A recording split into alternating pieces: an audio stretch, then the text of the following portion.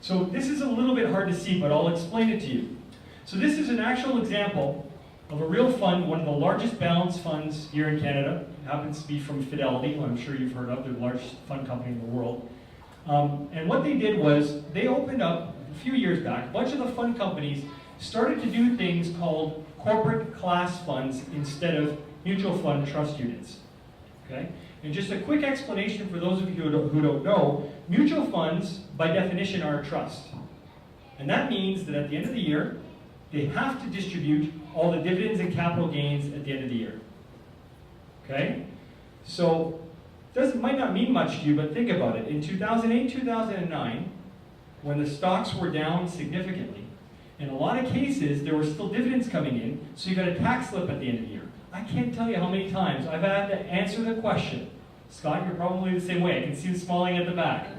I lost money this year. Why do I have a tax slip that I need to pay? Right? Bring in corporate class. So corporate class, instead of registering the fund as a trust, they actually register it as a corporation. And a corporation is allowed to retain earnings. And therefore, what you can do is push the tax liability, defer it out to the end. When is the end? I don't know. Who knows when they're going to pass away? But that's when you can put it out to with a corporate class portfolio. Okay? And you can get corporate class bonds, balance funds, stock funds, dividend funds. The great thing is if you pick a corporate class, let's say we choose Fidelity, you can switch as an advisor. I can make moves, and as long as I keep it inside that corporate class, there's no tax effect to the portfolio whatsoever. Very, very tax efficient way to invest. So essentially, you're not going to avoid the tax. You can never avoid tax, but you can defer it. And that's the best thing that you can ask for when it comes to the tax man, right? You never get away from death and taxes, but we can push them both out as far as we possibly can. So how this tax-efficient systematic withdrawal plan works is we put it into a corporate class portfolio. So this is non-RSP funds or non-RIF funds. In this case, maybe it came from the proceeds of the house. We put it into a corporate class portfolio, and this is an actual, this is reality. So they've taken this back to 1995. In here, you've got the tech bubble bursting, you've got the Nortel correction, you've got September 11th, you've got the Great Recession of 2008. It's all in there, okay? It paid out 5% throughout that period of time. You can see here, this is the actual cash payout, depending on what the market value was. So it did not pay out less than 5% on the original $500,000, so $25,000 a year of actual income from this portfolio, and it was tax-free. Does anybody know why it was tax-free? Anybody? Because they actually tag it as return of capital. Okay? So what they're saying is, how they do this kind of magic deferral of tax to the end, it's completely legal. There's nothing wrong with CRA or anything like that. All they say is, okay, we're going to take this, or we're going to take this tax liability, and we're going to move it to the very end. Okay? So the $25,000 that they give you at the end of the year, for government purposes, they tag that as giving you $25,000 back.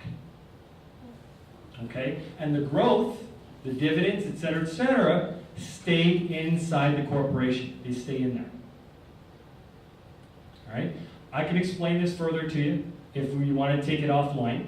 But I can tell you that this is something that not a lot of clients know, not a lot of clients understand, and I can tell you not a lot of advisors understand as well.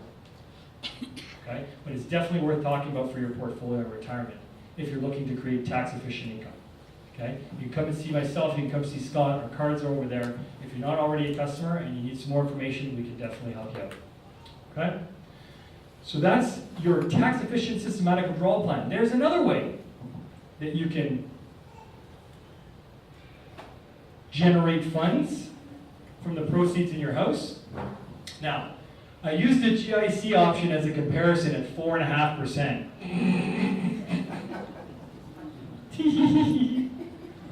We all know that that's not very realistic, but that is the 50-year average for a GIC. So I want to be fair and say rates aren't going to stay low forever, so let's compare this to a real-life situation as opposed to the the extreme interest rate conditions that we're in right now. So your normal portfolio that might be generating 4.5%.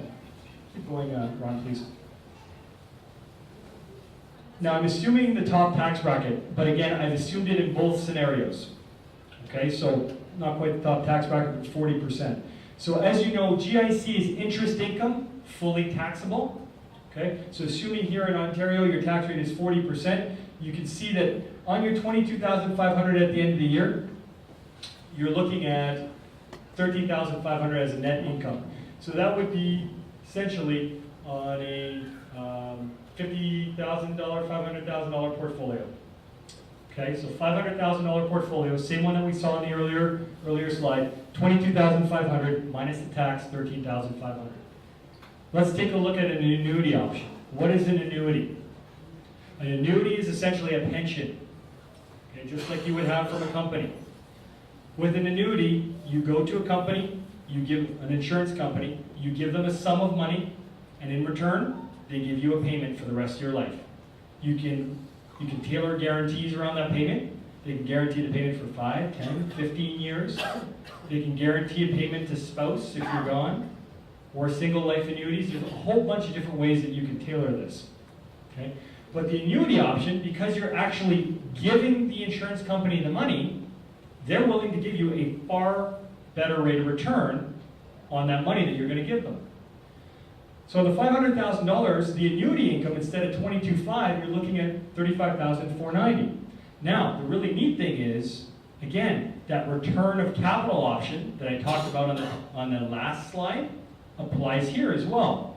So unlike here, where the whole thing is taxable, only about $11,000 of this $35,000 is actually taxable, which means that at your same 40% tax rate, you're only paying $4,400 in tax. So your net total income is about $31,000. Okay? Now, again, what's the issue with this? What's the big drawback? You're giving the money away. Right? It's not there for your kids. It's not there for the next stage of life. Money's gone. Zero flexibility. But guess what? You can buy a guarantee, which is essentially a form of insurance or estate bond. And it's not cheap to buy insurance when you're a little bit older. Might cost you about $8,000 a year. But guess what? After I subtract the guarantee, $31,000 minus $8,000, we've still got $23,000 worth of net income a year versus $13,000 in the exact same scenario. Okay, $10,000, almost $1,000 more a month of income under this scenario. So what are the catches? You're giving up the money, you're giving up the flexibility, and unfortunately, if you're looking for guarantees, you have to be healthy. Now, they don't expect you to be in the health of a 35-year-old. They expect you to be in average health for a 65, 70, 75-year-old. You're going to have bumps and bruises. You might have some high blood pressure medication, something like that. But you know what? Again, go through the process. Talk to your advisor. See if this is even an option for you. It doesn't cost you anything to go through a medical to figure out if you're eligible for this kind of thing. And it might make a lot of sense. And let me tell you, $2,000 a month might go a long way to covering those expenses, whether it be for rent on a place like next door, or traveling, or a whole bunch of things. Okay? So, those are a couple of different ways that you might never have thought of. Tax-efficient systematic withdrawal plan and the insured annuity. So I'm going to just close it out.